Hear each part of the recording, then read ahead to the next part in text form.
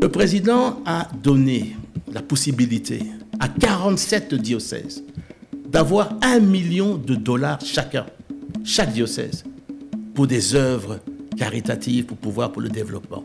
Jean-Pierre Bemba accuse, l'Église lui répond. Que font-ils dans l'espace politique s'ils y sont? Face à face spécial, je reçois ce samedi 7 décembre, après le journal de 19h, Monseigneur Donatien Chollet, secrétaire général et porte-parole de la CENCO, la Conférence épiscopale du Congo. Rediffusion ce dimanche 8 décembre après le journal de minuit, lundi 9 décembre après le journal de 7h. Chers auditeurs, chers téléspectateurs, bonsoir et bienvenue à votre émission Face à Face spéciale en ce samedi soir. Chose rare, mais qui s'imposait après l'édition spéciale où nous avons reçu mercredi soir le vice-premier ministre et ministre des Transports Jean-Pierre Bemba Gombo. Des propos avaient été tenus qui ont choqué l'Église catholique.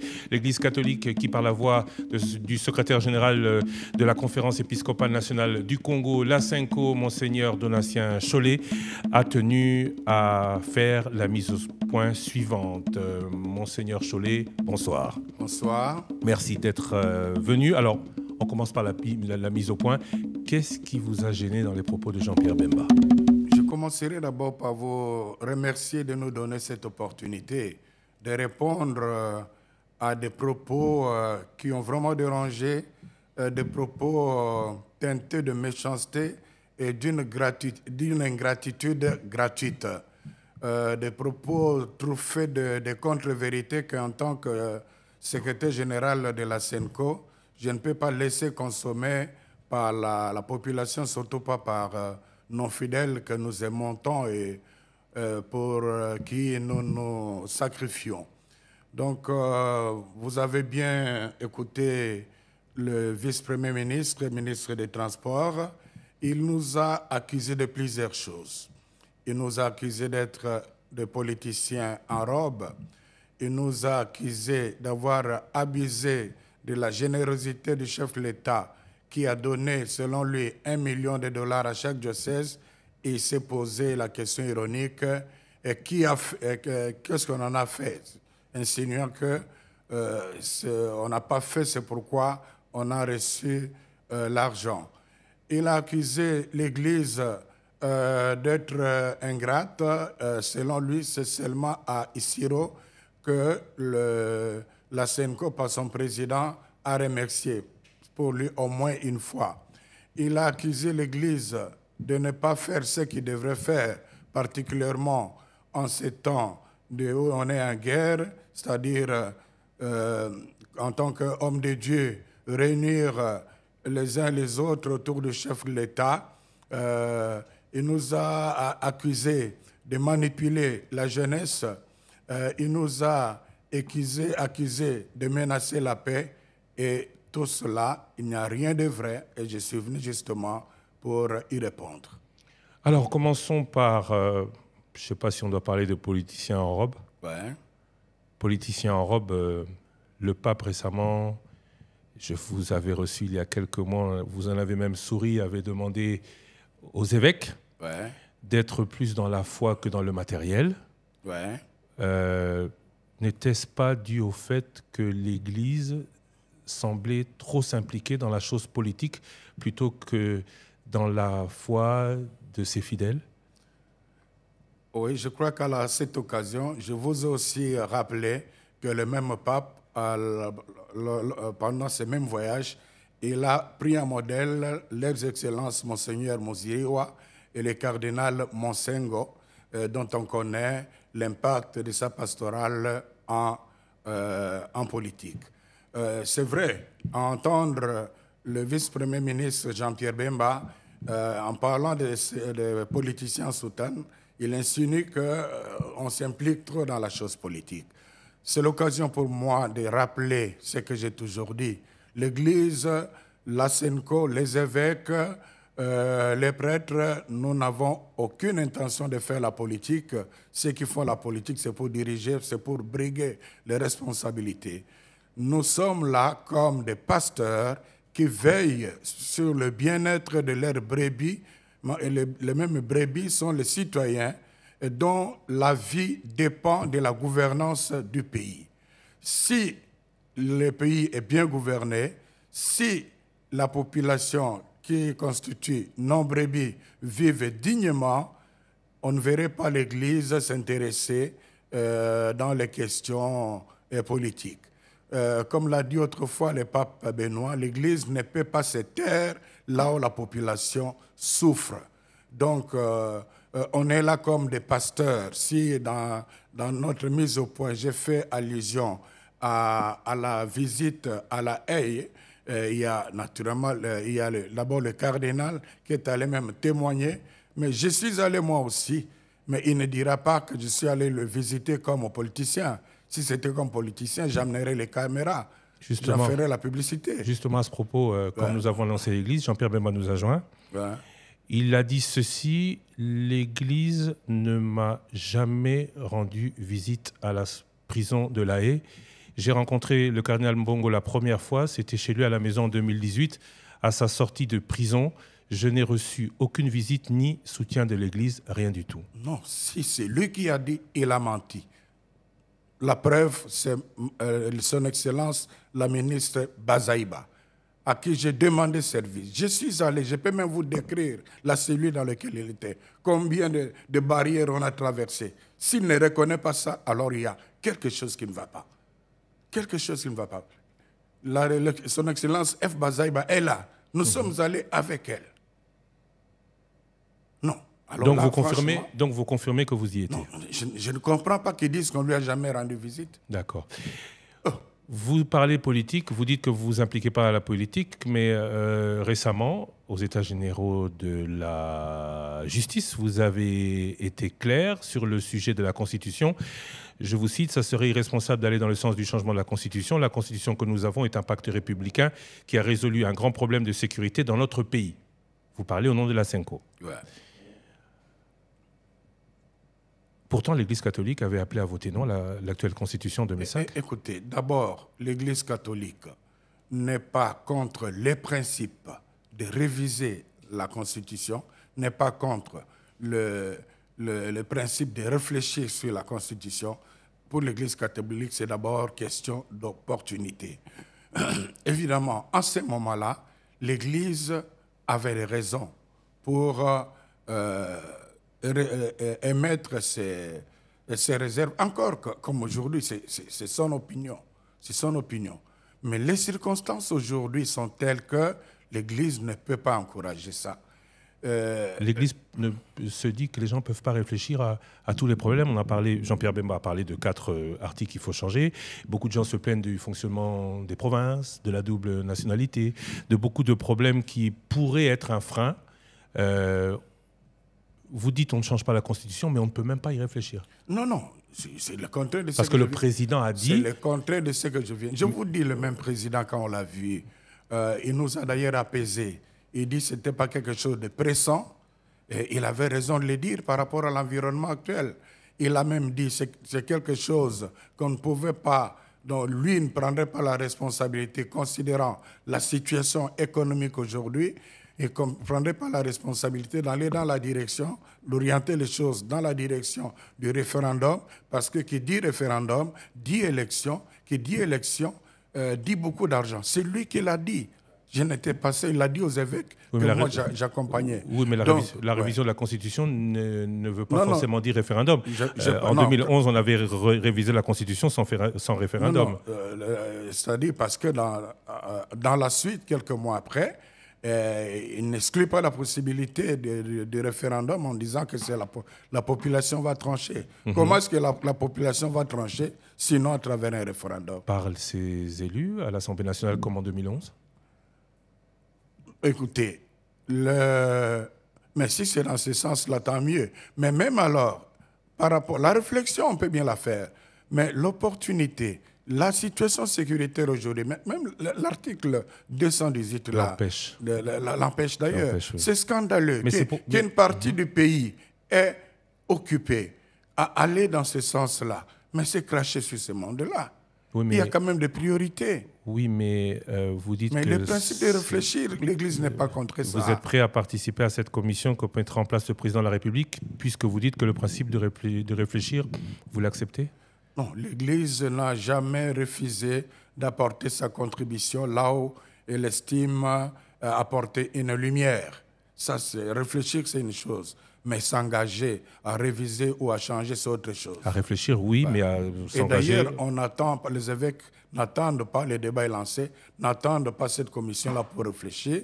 Ils ont déjà instruit leurs services techniques pour mettre en contribution les experts à la question, les experts apolitiques, pas ceux qui ont vendu leur intelligence pour le besoin d'argent, de pouvoir, pour éclairer leur lanterne. Donc, c'est en toute responsabilité que les évêques se comportent. Donc, vous avez commencé à réfléchir avant les experts de la présidence? Non, mais non, j'ai dit, ils ont instruit le service technique pour qu'ils puissent mettre à leur disposition ceux qui vont éclairer leur lanterne. Ça va venir prochainement parce qu'on doit creuser la chose. Donc, vous n'êtes pas opposé à la réflexion et à la commission de réflexion du président de la République? Non, ce n'est que ça, oui, mais dans le contexte de ces discours, l'objectif, au-delà de cela, c'est la réflexion pour réviser ou changer. Mais nous disons que dans les circonstances actuelles, en tenant compte des circonstances sécuritaires, en tenant compte des circonstances socio-économiques, ce n'est pas opportun. Je crois. On va revenir sur la situation de guerre. Le pouvoir vous reproche d'être plus proche de l'opposition ou de ne pas soutenir la République en cette période de guerre? Le chef de l'État l'a d'ailleurs dit à Kananga. Non, je crois qu'il n'est pas bien informé parce qu'il n'y a pas une institution de la société civile qui a fait plus que la SENCO par rapport à cette situation. Je vous donne quelques exemples. D'abord, maintenant, c'est la balkanisation que nous redoutons. Depuis 2012, vous savez, la SENCO a organisé une marche au niveau national contre la balkanisation. Vous savez, vous vous souvenez des déclarations du cardinal après une visite à l'est du pays. Alors, puisque je réponds au ministre Jean-Pierre Bemba, quand il était ministre de la Défense, Monseigneur Outempi, que j'ai accompagné, nous sommes allés le voir comme ministre de Défense parce qu'on allait faire un plaidoyer au niveau de l'Union européenne et des États-Unis contre l'agression rwandaise. Parce que c'est aussi une crise qui a une dimension internationale. Mais pour y aller, nous devons être bien mieux informés. On a vu le ministre des Affaires étrangères, Lutundula. On l'a vu. Mais ça, c'est quand même une intervention de haut niveau. Oui, mais quand on dit vous n'en faites pas assez, peut-être que vous n'en parlez pas assez. Récemment... si vous parlez en termes de parler... En termes de parole, oui. En termes de prise de parole, on a cité notamment Monseigneur Ambongo. Ouais. Monseigneur Ambongo qui a fait plusieurs sorties dans les médias internationaux. Oui. Il y a Monseigneur dans lesquels il a peu, selon beaucoup... dit ou regretté la présence de l'armée rwandaise en République démocratique du Congo. Récemment, il était d'ailleurs à Kigali. Ma visite à Kigali visait à évaluer la situation de l'Église en Afrique de manière globale. Nous avons procédé à une analyse du paysage social et pastoral, ainsi que des situations ecclésiales, sécuritaires, économiques et politiques des différentes régions du continent. Qu'est-ce qui en est sorti? Qu'est-ce qu'il a dit? Qu'est-ce qu'il a dit aux autres? Est-ce qu'il s'est plaint du fait que... Laissez-moi d'abord, parce que vous avez dit quelque chose, on n'en parle pas assez. Oui. Révisiter les différents messages de la SENCO, depuis même, prenons même le cap de 10 ans, vous verrez dans 8, si pas dans 9, 8 sur 10, la question de l'Est est là-dedans. Le message qui me revient à l'esprit, le message phare, c'est en novembre 2022, où c'est un message d'alerte, le pays est en danger, où les évêques ont cité explicitement le Rwanda, où les évêques ont parlé de l'indifférence et de l'hypocrisie de la communauté internationale. Dis-moi, quelle institution, une autre structure de la société civile, quelle autre église a fait plus que la SENCO, l'église catholique, pour dire qu'on n'a fait pas assez? Oui, mais le problème, c'est que depuis, les sorties de l'église n'ont pas été vraiment à la condamnation Et les sorties de l'Église ont plutôt été aux critiques de ce qui se passe à Kinshasa que de l'agression qui vient du Rwanda. Ce n'est pas correct. C'est pas correct parce que si vous revisitez ce message-là, vous verrez où on cite explicitement le Rwanda. Ouais. Vous avez donc parlé de politiciens en Europe. Vous critiquez Jean-Pierre Bemba, abus de la générosité du président de la République. Ouais. Alors, Jean-Pierre Bemba a dit, j'ai écouté le discours à Isiro, enfin, il a dit merci. Et là, vous soulignez l'ingratitude de l'Église versus Jean-Pierre Bemba. Mais l'Église a reçu de l'argent. Elle a conclu pour 1 million, elle n'a pas reçu tout cet argent. Vous avez vous-même, à Isiro, annoncé que les 300 000 troisième tranche sont en train d'arriver. On vous l'a annoncé. On l'a annoncé, mais ce n'est pas la première fois qu'on annonce. Ça fait 300 plus 300 plus 300. Ça fait déjà on a donné des dates plusieurs fois, mais on n'en veut à personne parce qu'il y a des urgences peut-être plus que ça. Comme le PDL 145. Mais le PDL 145, qui se plaint de ne pas avoir l'argent à temps, lui, on sait ce qu'ils font. Ce que l'Église ne nous dit pas, par contre, à part dans le communiqué d'hier, c'est qu'elle reçoit cet argent et qu'elle est prête à ce que l'IGF aille le contrôler. Pourquoi est-ce qu'on n'en parle pas beaucoup plus de cet argent que l'Église reçoit? Je ne sais pas, vous parlez de beaucoup. Quand on a reçu cet argent en 2022, le secrétariat général a réuni à Kinshasa tous les points focaux, les gestionnaires de ces projets, avec les délégués du gouvernement pour les briefer, pour leur donner les orientations, le travail, le choix de projets, etc. Les médias étaient là. J'ai réuni les médias, certainement l'autre Congo était là, à moins qu'il n'ait pas répondu à l'invitation. Vous savez que nous sommes toujours présents auprès de la SENCO. Après, quand on a reçu la première tranche, j'ai présenté les œuvres. J'ai fait une émission à la RTNC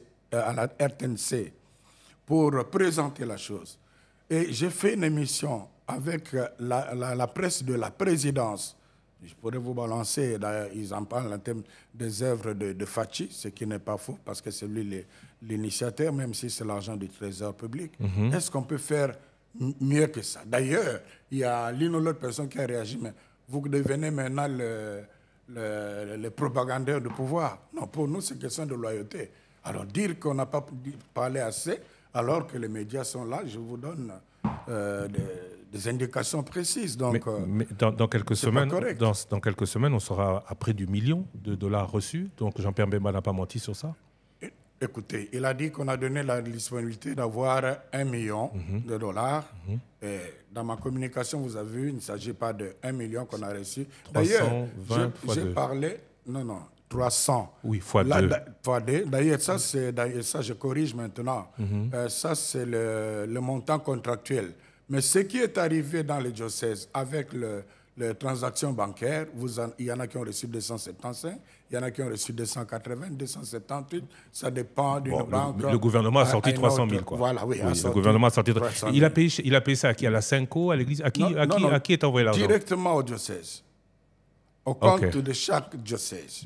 Pas à la SENCO, au diocèse. La SENCO n'a reçu que ce que je pourrais dire les frais administratifs pour le suivi. Je vous ai parlé de la rencontre de tous les points focaux, le transport, le logement et tout. Il y a les évêques aussi. On a organisé 1 ou 2 sessions sur la gestion, le suivi de ces projets. Il y a l'équipe technique qui travaille dans ça, c'est $150, 1000 plutôt, par tranche mais l'argent pour les œuvres, c'est directement au diocèse. Alors, le ministre Bemba dit, mais qu'est-ce qu'on en a fait pratiquement? C'est ça la question. C'est ça qui dit oui. C'est ce que j'ai trouvé très grave. Je vous ai amené, je ne vais pas parcourir, je vous laisserai, si vous retrouverez tous les diocèses avec les œuvres déjà faites. Vous pouvez chercher. Et on peut... Vous pouvez chercher, si vous êtes originaire de votre diocèse. On peut aller chercher à chacun d'entre nous. À vos collaborateurs pour dire qu'on n'invente rien. Ils peuvent demander à leurs grands-parents ou leurs oncles qui sont sur place là. Alors, pour que nous parlons du ministre Jean-Pierre Bemba, chez lui à Guémena, l'unique centre où on peut avoir accès à un examen IRM avec le scanner, dans toute la province d'ailleurs, c'est un centre qui a été inauguré le 9 mars dans le cadre de ces projets. Quelque chose d'exceptionnel. Chez lui, il en est ignorant. On peut se poser la question s'il s'occupe de la santé de cette population. L'autre posture... Seulement là, vous verrez, un diocèse comme Loué-Bouquet, avec une tranche, a construit une école moderne. Vous recevez les gens qui sont dans les projets, combien coûte une école. En plus de cela, avec la même tranche, un forage d'eau. Parce qu'on parle beaucoup, on a beaucoup parlé de PDL 145, vous avez sûrement dû suivre la Première ministre sur Top Congo FM, de 30% de réalisation sur les 600 000 $ reçus. Vous pouvez parler de taux de réalisation sur un total du contrat, c'est 1 million. De combien de pourcents? 60% déjà réalisé? Ah mais oui, hein, certainement. Plus que ça d'ailleurs. Bon, je n'ai pas... Vous avez fait plus que ce qu'on vous a donné? Non, vous parlez de... Oui, parce qu'il y a des gens, des diocèses qui ont préfinancé. Parce que, par exemple, qui sont même endettés. Boma, par exemple, il a construit un centre d'analyse biomédicale dont les équipements coûtent très, très cher. Il a fait venir, il s'est arrangé avec un fournisseur pour amener déjà le matériel, comptant sur la 3e tranche qui n'est pas là. Donc, il y a des diocèses qui ont préfinancé pour ne pas mettre en mal le travail et qui attendent, qui se sont même endettés. Et les projets qui ont été inaugurés, M. Lusarqueno, Pablo Ayolite, c'était une recommandation de notre part, qu'on invite toujours l'autorité de l'État, la plus haute autorité de l'État qui est présente. S'il n'est pas disponible, donc l'État était là parce que c'est l'argent du gouvernement. Donc, la transparence est là. La transparence est totale. Et vous avez dit dans votre message d'hier que vous êtes prêt à recevoir toutes les missions d'inspection pour vérifier que l'argent a bien été utilisé. Bien sûr. En ce moment, le pays est agressé. Ne doit-on pas attendre des pasteurs que vous êtes un message plus rassembleur? Ah, là encore, monsieur Lucas, revisitez le message de la scène. Aujourd'hui, quand on lit le message d'hier, de la Senko, on sent la colère de l'Église. Non, parce que c'est l'ingratitude. Comme j'ai dit, une ingratitude gratuite. Ça, on ne peut pas se permettre. Mais puisque vous nous invitez à être plus rassembleurs, je vous renvoie dans le message de la Senko.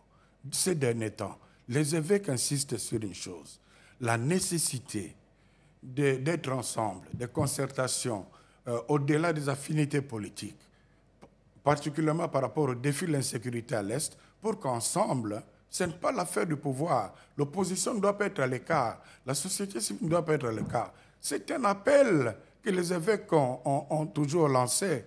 J'étais content que dernièrement, ici, les chefs de l'État disent que la mission de l'Église est réunie les uns des autres pour le dialogue. Mais nous l'avons toujours demandé. Oui, mais Jean-Pierre Bemba vous Qu'est-ce qu'ils ont fait de ne pas faire assez bloc autour du président de la République, qui est quand même le symbole de l'État. Je vous ai dit quand vous organisez les fêtes, c'est lui qui est là. C'est vous qui avez dit merci. Parce que quand Jean-Pierre Bemba parlait de ce message, c'était votre message, vous, Monseigneur Chollet, à Isiro, qui remerciait et qui parlait de la 3e tranche attendue dans les prochaines semaines. C'est vous, Monseigneur Chollet, qui le disait. Vous remerciez le président de la République, vous acceptez les cadeaux du président de la République, vous faites appel au gouvernement et à la République quand il s'agit d'organisation interne, mais quand il s'agit de dire aux fidèles, soyons tous derrière le président de la République, là, Jean-Pierre Bemba dit que vous êtes aux abonnés absents. Non, le message de la Senko est clair. C'est le président qui doit réunir les uns les autres. Et c'est la recommandation que l'Église n'a cessé de lui faire et qui n'a pas encore jusque-là eu un écho favorable. Mais, de son côté, l'Église a toujours approché le pouvoir sur ces questions. En 2021, il y avait une mission de la Senko avec la CEAC qui est allée dans le nord et le sud Kivu, en pleine guerre. Il y a un rapport qui a été donné et au président de la République et au président de l'Assemblée nationale, M. Mbosso. En 2019, au mois de juillet, j'ai accompagné Monseigneur Utembi qui a rencontré, avec la facilitation des évêques de l'Ouganda, le président Museveni par rapport à la question des ADF Nalo. Après avoir eu l'entretien avec lui, après l'avoir écouté, ce sont des choses qu'il ne veut pas dire publiquement, après avoir perçu une préoccupation, on est arrivé et on a demandé rendez-vous d'urgence au président de la République en scellé. Nous avions quitté ce séjour-là à 23 heures. Donc, je vous ai donné l'exemple de la rencontre avec le ministre de Défense, l'honoré de Défense, avec le ministre Lotundula. Mais c'est avec les gouvernements que nous voulons travailler, mais nous voulons que les autres soient là aussi. Quels autres? Les autres acteurs politiques de la société civile. Ah, donc, pas seulement le gouvernement, l'opposition. Mais oui, c'est une cause. C'est-à-dire nous serons plus forts si nous créons une forte dynamique nationale pour décourager ça.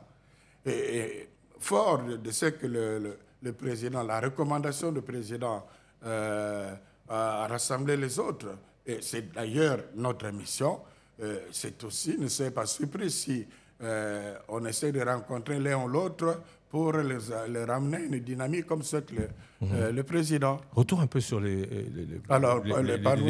bientôt 900 000, hein, parce que c'est 600 000 pour le moment, vous l'avez dit. Pourquoi l'Église catholique? Vous êtes la seule Église de toutes les Églises, les protestants, les kimbanguistes reçoivent aussi cet argent? Bon, je crois que le président lui-même sait. Il y a l'expertise que nous avons au niveau du développement qui n'est pas contestée. Il y a l'avantage que nous avons de la présence dans les territoires nationaux. Et puis il sait, et je l'ai souligné, je l'ai écrit dans les communiqués, mais chaque année, ce sont des fonds immenses que l'Église sort pour les œuvres d'utilité publique. Je crois qu'un travail que nous devons faire, vous savez, on fait tout ça aussi d'abord comme chrétiens, comme on dit Dieu. Ce que donne la main droite, nous ne sommes pas des politiciens. Mais si je me mets à inventorier tout ce que l'Église a fait, ne fût-ce qu'en cette année qui s'achève ou en ces 2 dernières années, les fonds reçus dans les circuits internes de l'Église catholique, et ce qu'on en a fait en termes de cas, mais vous serez scandalisés. Il n'y a peut-être pas de match avec l'argent reçu du gouvernement pour lequel nous sommes très reconnaissants au président de la République. Donc, malgré les incompréhensions, il comprend que nous sommes des partenaires fiables. Vous parlez d'unité, l'unité du pays. Quel rôle peut jouer l'Église catholique aujourd'hui dans le contexte politique et social actuel pour être ce qu'on attendait, le fédérateur tant espéré? Je crois que ça, c'est à la discrétion du président de la SENCO. Je vous dis qu'il est dans cette dynamique-là. Il a parlé avec le chef de l'État, Lubumbashi. Je ne sais pas ce qu'ils se sont dit. Et je vous dis qu'il est dans la SENCO. En fait, c'est dans son ADN. Cependant, de réunir. Donc, en fait, malheureusement, ce sont des gens de mauvaise foi qui ont des moyens pour inonder les réseaux sociaux. Beaucoup de compatriotes qui ont vendu leur cerveau aux manipulateurs. Mais quand nous faisons le tour du pays, partout où je passe, on reconnaît à moi le porte-parole à SENCO, Christian, je ne vous mens pas, ce sont des remerciements. On reconnaît à la SENCO ceux qui parlent pour la population. Mais pourquoi est-ce que nos églises au Congo sont à l'image de nos politiques? Je ne dirais pas que l'Église catholique est là-dedans, parce que je vous donne quelques exemples.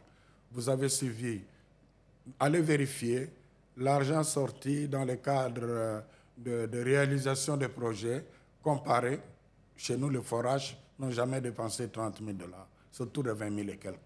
Allez chez les politiciens, vous avez des chiffres effrayants. Nous sommes différents. Ils font la différence du centre de forage. Autre différence, oui. Sans attendre les frais de l'État, nous faisons. Demandez au ministre Jean-Pierre Bemba, prenons le secteur de la santé, qu'est-ce qu'il a déjà fait chez lui à Guémena? Dans le secteur de l'éducation, parce qu'il nous accuse de manipuler la jeunesse. Prenez votre téléphone, appelez à Guémena. Qu'est-ce qu'il a fait? Je sais que dans le domaine de la santé, il avait une fois donné 3 couveuses à l'hôpital général, malheureusement, qui ne fonctionnaient pas. Je ne sais pas si aujourd'hui. Non, il semble jusque-là, ça ne fonctionnait pas parce que ce n'était pas en bon état. Vous en prenez encore, vous en prenez encore à un de vos fidèles, hein? Vous lui répondez. Vous lui répondez. Non, mais je lui réponds parce que c'est ingrat. Ceux qui travaillent pour votre population, vous crachez sur eux. Et vous vous dites chrétien catholique? Question, non, c'est pas normal. Ça. Question d'auditeur de Top Congo. Lorsque Cardinal Ambongo, l'Église catholique, parle du social des Congolais qui doit être la priorité des autorités, ne doit-on pas lui rétorquer que les écoles privées catholiques sont celles qui font payer des frais scolaires les plus élevés du pays, alors que l'Église n'a pas pour mission le lucre, mais la paix sociale et l'aide aux pauvres? Écoutez, d'abord, sur les cardinals, sur la deuxième accusation gratuite, vous avez parlé de son séjour au Rwanda. Au Rwanda, donc vous avez entendu. Non, pas vous. Pas vous Ah, oui. ok. C'est-à-dire dans l'opinion, vous avez posé la question. Qu'est-ce qu'il a dit sur le Congo? Qu'est-ce qu'il a dit au gouvernement du Rwanda ou à certains interlocuteurs rwandais au moment où les évêques rwandais sont semblent plus patriotes pour le Rwanda, notamment, je ne sais pas si c'est vrai, mais certains appelant les fidèles à aller cultiver partout où ils savent que c'est leur terre. Certains ont pensé d'ailleurs qu'on les envoyait au Congo. Au Congo, l'Église du Congo va au Rwanda et semble ne pas parler de l'agression du Rwanda. Il faut faire la part des choses d'abord. Les Congolais n'ont pas de problème avec les Rwandais. Nous sommes des frères et sœurs. L'Église du Congo n'a pas de problème avec l'Église du Rwandais. Mais nous avons des défis communs, y compris le défi de la sécurité. J'étais dernièrement au Bujumbura, dans le cadre de l'Association des conférences épiscopales de l'Afrique centrale, Rwanda, Burundi, la RNC et la RDC. Cette question est au centre. C'était pour préparer les éléments de plaidoyer auprès de chacun des chefs de l'État. Et ce sont des occasions où on se dit, on échange en toute vérité. Et ce ne sont pas des choses à étaler dans le public. À Kigali, c'était le Chéam dont le cardinal est président. Donc, le Chéam ne s'est pas réuni au Rwanda pour parler du Rwanda et de beaucoup d'autres questions. Et naturellement, dans toutes les rencontres de conférences épiscopales, au niveau national et sous-régional ou continental, la situation socio-politique pastorale est toujours au cœur. Donc, je n'étais pas là, le rapport n'a pas été publié, mais tout ne peut concourir qu'au bien du peuple africain, du peuple du Grand Lac, du peuple congolais et du peuple rwandais. On attendrait d'abord que le clergé congolais plaide plus pour le clergé, pour le Congo que pour l'Afrique. J'en reviens aux écoles privées. Tout en saluant la bonne volonté du président par rapport à la gratuité de l'enseignement, tout en reconnaissant le soulagement que certains parents, beaucoup de parents, ont suite à l'application de cette disposition constitutionnelle. Mais il faut dire qu'au niveau de l'application, c'est là où on n'avait pas compris la SENCO au début. Il faudrait une bonne préparation. Maintenant, vous avez des salles de classe de 350 personnes. Comment un enseignant peut-il se débrouiller là-dedans? Donc, parmi les faiblesses, il y a des forces, je vous ai dit. Parmi les faiblesses, il y a la baisse de la qualité de l'enseignement. Et les écoles privées essaient de sauver ça. Et on n'est pas obligé de s'inscrire dans les écoles privées. Si vous voulez une école de qualité où l'enseignant est très bien payé, où vous avez tout le... Je me demande si vos enfants ici étudient dans les écoles publiques. Je ne vous demande pas de répondre. J'allais vous poser la même question, mais j'ai oublié que les prêtres catholiques ont fait vœu de chasteté. Mais les réseaux sociaux m'ont attribué des enfants, je sais combien, 4, 5, 6, 7. On est d'accord que vous n'en avez pas. Mais puisque vous en parlez, avant le pape, on faisait le ménage, on n'en parle plus. Hein. Le ménage dans l'Église catholique de ces prêtres qui se comportaient comme des non-prêtres, qui se mariaient, qui avaient des enfants. Je crois que les instructions sont claires à chaque évêque de la... Non, nous sommes une église qui tient la discipline. C'est clair, donc les instructions sont là. Mais qui a laissé faire qui a laissé faire longtemps. Non, les prêtres qui ont des enfants, et les évêques sont instruits. On les aide à vivre leur situation maritale. Et on les laisse prêtres? Non, justement. Donc, on les exclut. Oui, on les exclut. Donc, nous ne sommes pas des saints, hein, mais ceux qui ont eu cette faiblesse-là, donc voilà une des dispositions. Vous ne le savez peut-être pas, même les évêques dans l'Église catholique, ils sont sanctionnés, mais pas de façon pour les humilier. Et souvent on peut procéder par sous forme de demander la démission et tout. Et souvent très en retard. Hein, et souvent très en retard, on l'a vu, pas au Congo, c'est vrai, mais on l'a vu notamment dans les églises en France et ailleurs. Vous avez parlé des Russes dans votre communiqué. Des Russes. Jean-Pierre Bemba, vous avez accusé Jean-Pierre Bemba, c'était sur Top Congo FM, n'a jamais cité l'Église catholique. Il a cité, c'était à mon micro, une grande organisation. Pourquoi est-ce que vous êtes religieuse? Une grande organisation. Religieuse. Révisiter, réécouter. On va réécouter. Voilà. Mais des grandes organisations. Mais des grandes organisations religieuses, il y a il y a les protestants, il y a les kimbanguistes. C'était la même mission. Non, les protestants sont avec les catholiques et les autres sont ensemble. Ça pouvait ne pas être vous. Pourquoi vous êtes-vous senti visé? D'ailleurs, dans l'émission de mercredi, il a mis du temps avant de citer l'Église catholique. Vous l'avez constaté. Il voulait pas. L'Église catholique, mais c'est ça. Oui, mais cette fois-ci, je comprends votre réaction. Mais pour les Russes, je ne sais pas pourquoi vous réagissez aujourd'hui, près d'un an après, alors qu'il ne vous a pas cité. Écoutez, nous ne sommes pas de ceux-là qui... Non, on a laissé passer, mais quand on voit maintenant que ça devient un problème sérieux, ils parlent de nous avec dédain. Il n'avait pas deux organisations importantes, deux grandes organisations religieuses dans l'observation des élections. La juge était claire à nous. Sinon, il le dirait. C'était vous et pas les autres. Le communiqué que j'ai fait là, je lui ai envoyé par WhatsApp. Je lui ai envoyé par WhatsApp. Il vous a rappelé? Non, il n'a pas rappelé. Mais il pouvait me dire que, bon, ici vous avez menti, ici vous avez menti. Mais là, je suis désolé. Si vous dites qu'il n'a jamais reçu une visite à la Haye, alors que les cardinaux est parti même témoigner devant le tribunal, il ne s'en souvient pas. Cardinal Mosengo.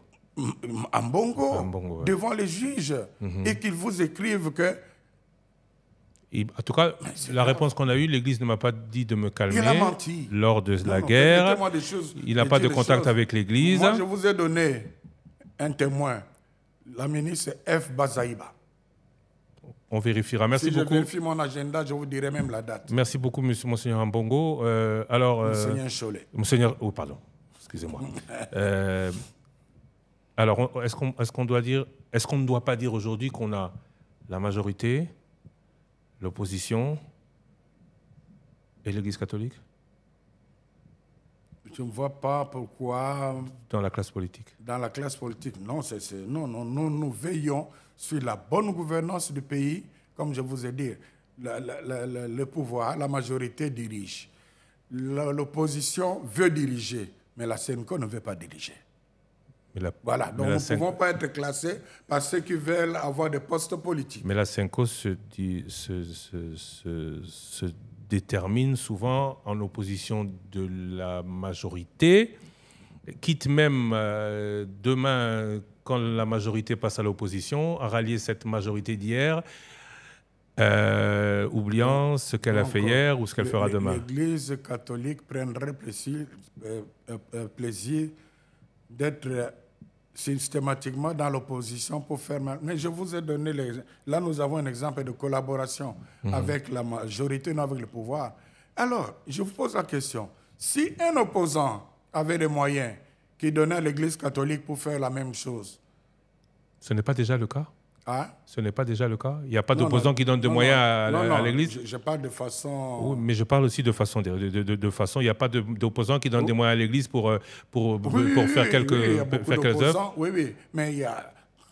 Les gens voient ça mal en disant que, voilà, on est avec l'opposition. Non, mais si vous êtes... mais pas de cette ampleur, mais si vous êtes plus ensemble. Si vous annoncez à chaque fois, comme vous dites à l'avoir annoncé pour le gouvernement, personne ne le prendra mal? Non, aussi, beaucoup de gens, même les opposants, ceux qui le font, ils le font d'abord en tant que chrétiens. Et beaucoup vous demandent de ne pas faire la publicité de cela. Et ça, c'est vraiment à louer. Pour terminer, cette émission ne se termine jamais de manière, et elle va se terminer encore cette fois-ci de manière brute. Je suis chrétien catholique, baptisé en janvier 67.